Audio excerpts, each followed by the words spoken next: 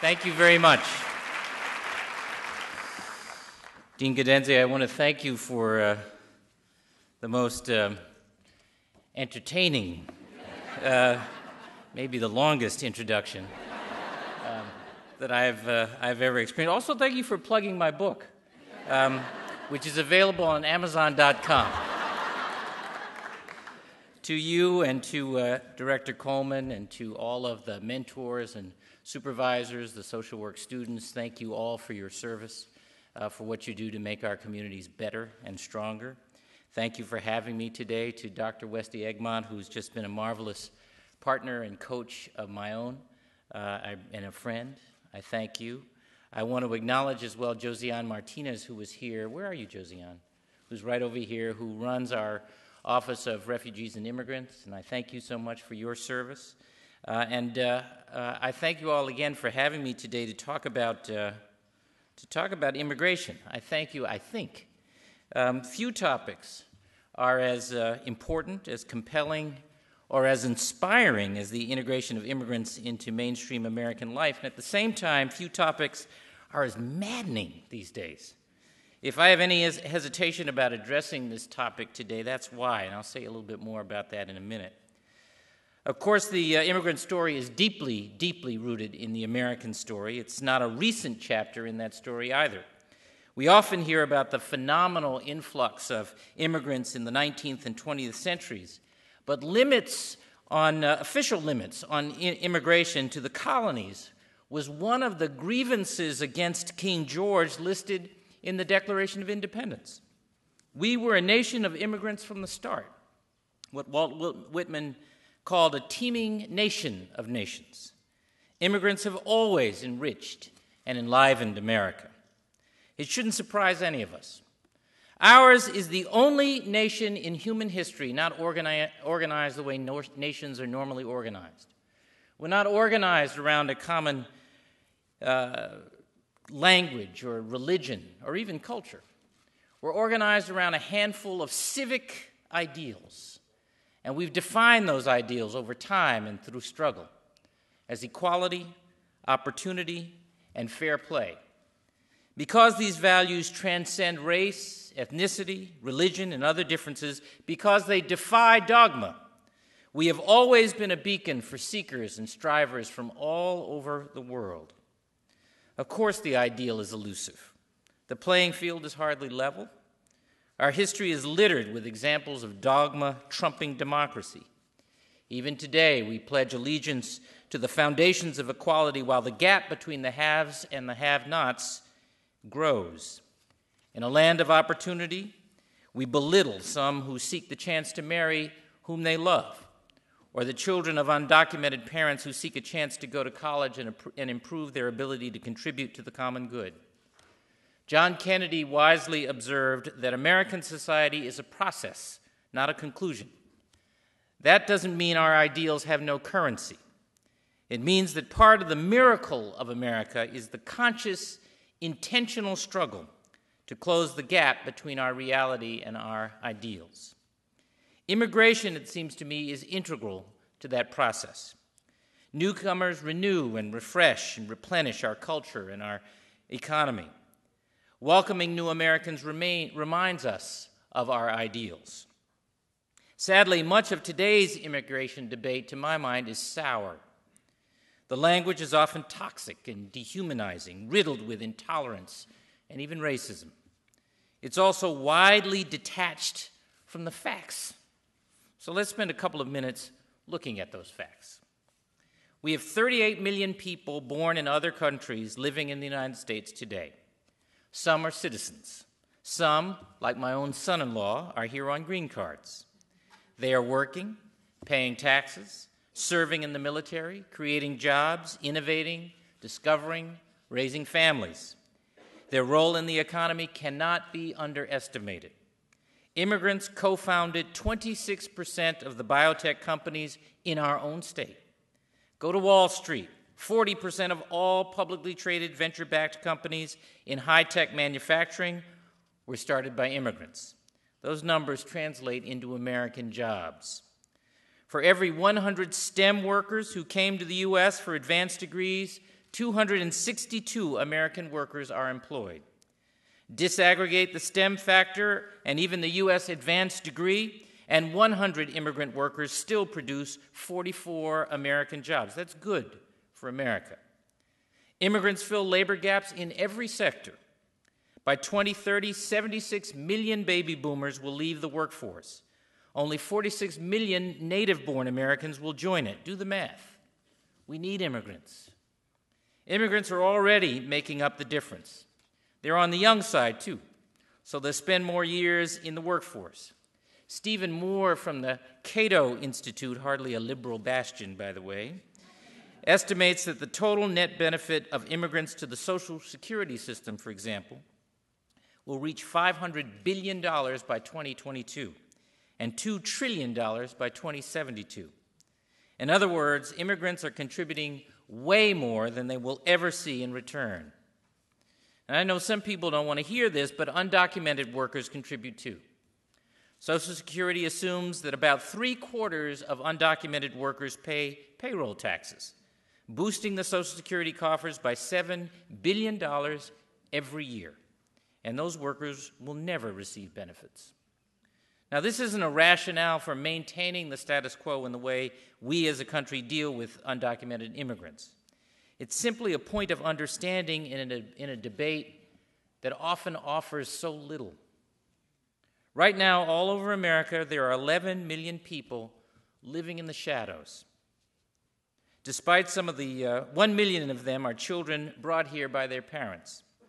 Despite some of the current rhetoric, they didn't sneak into America, in some cases risking life or limb for a driver's license, welfare benefits, or free health care. In fact, many come from places where it's easier to get those things than it is here in the United States. No, they're here for the same reasons many of your ancestors came, for equality, opportunity, and fair play. They came, like so many of the rest of us, for the American dream. I was struck by President Obama's recent speech to 2,000 young Israelis in Jerusalem. Urging them to seek peace with the Palestinians, he said, put yourself in their shoes. Look at the world through their eyes. We could use some of that perspective and thinking when it comes to the undocumented here in this country. Here's what I find to be the maddening part of today's debate. Demonizing immigrants is a denial of who we are as Americans. Call it the dark side of assimilation. In our quest to make America our own, we sometimes lose the precious sense of yearning that put us on that boat or that train or that dusty, unforgiving highway in the first place. That's the very kind of amnesia that led to literacy tests and quotas and internment camps and violence, awful, awful violence. But the understanding necessary for developing rational approaches to illegal immigration lies in that yearning. It lies in remembering that the quest in the human heart for equality, opportunity, is profound and unstoppable. It's America's enduring strength, and frankly, our competitive edge. Our society is too dynamic to yield to narrow-mindedness and intolerance. Thankfully, the stars seem to be aligning in Washington on comprehensive immigration reform, and the American people are paying close attention.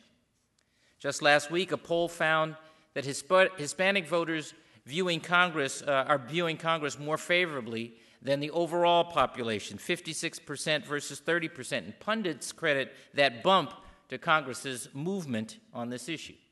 That's a language people in politics understand. In my view, a centerpiece of any agreement has to be a clearly defined path to citizenship for undocumented people. And this path must be earned.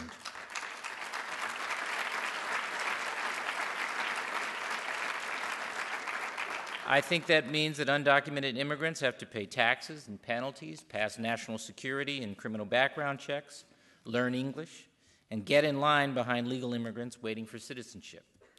But even those channels need reform. Getting a visa to come to the United States today takes too long and is too unpredictable. That needs fixing too. Let's also make it easier for talent to stay here, to conduct research and create businesses, to employ other Americans. I like the president's image, as he describes it, of stapling a green card to the diplomas of science, technology, engineering, and math PhD and master's graduates at United States universities. Let's make it easier to keep families together, including same-sex couples, by eliminating backlogs. And let's pass the DREAM Act, so kids brought here by their parents and who only know America as their home can have the same opportunities as those born here.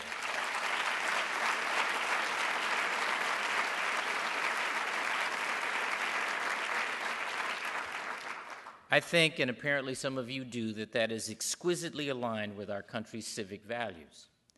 As I said, by law and convention, Washington has the lead role in this debate, but states can still contribute constructively to the national conversation. The president's recent decision to defer deportation of undocumented children brought here by their parents is a great example. That change in federal policy enabled our Board of Higher Education, under existing state law, to start offering these students the same tuition rates at our public universities as their peers. If they grew up here, went to school here, and matured into responsible college applicants, then I believe they should have the same access as everybody else to the next rung on the education ladder, the rung that will lead to productive citizenship. You see, giving all children access to quality education starting in their earliest years ensures their success and ours. It's the cornerstone of the American dream. We happen to know a few things about education in Massachusetts, isn't that right, Dean? We know early childhood education pays huge dividends for kids and for our community as a whole. We know that more time in school increases the likelihood of going to college. And we know that reading proficiency by the third grade, imagine that, is a key indicator for future academic success. Kids lacking these and other advantages can fall behind. They can become trapped in our achievement gaps. I am passionate about closing those gaps, and we can do it if we dedicate the purpose and the resources. Because you know what else we know? We know who these kids are, where they live, what school they're learning or not learning in. You know who they are too. More often than not, they are kids of color. Some are dealing with disabilities. Many are immigrants or the children of immigrants just learning English. A disproportionate number of them live in what we call our gateway cities, places like Brockton and Lowell, Pittsfield and Springfield, Lawrence and Fitchburg. These are places of stubborn economic and social challenges, but they are also places of hope. That's what I see when I visit schools. English as a second language classes and job training centers in these communities. I see people eager to write their own chapter in the American story.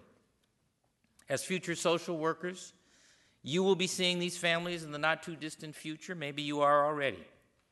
And if you are logging hours in the Immigrant Integration Lab, you are developing the skills and sensibilities to help immigrants better grapple with the challenges of living and working in a new society, and I thank you for that. I never tire of their stories.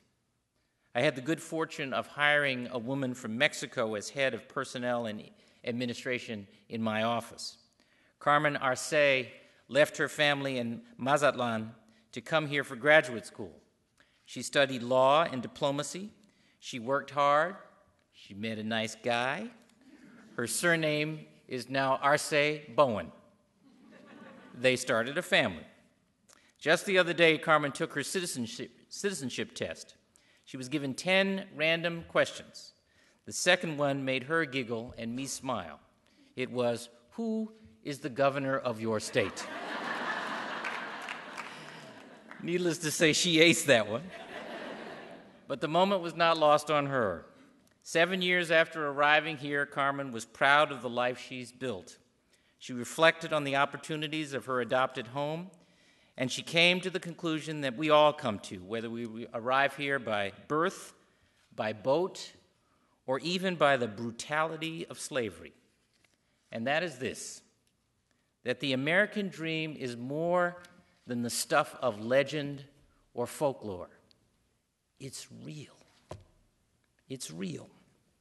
And it's especially real in the lives of Carmen and other immigrants, and those of us who work to make it real and make it last. You cannot separate the American dream from immigration, nor would we want to. Frankly, our future depends on it. Thank you again for having me and for your service.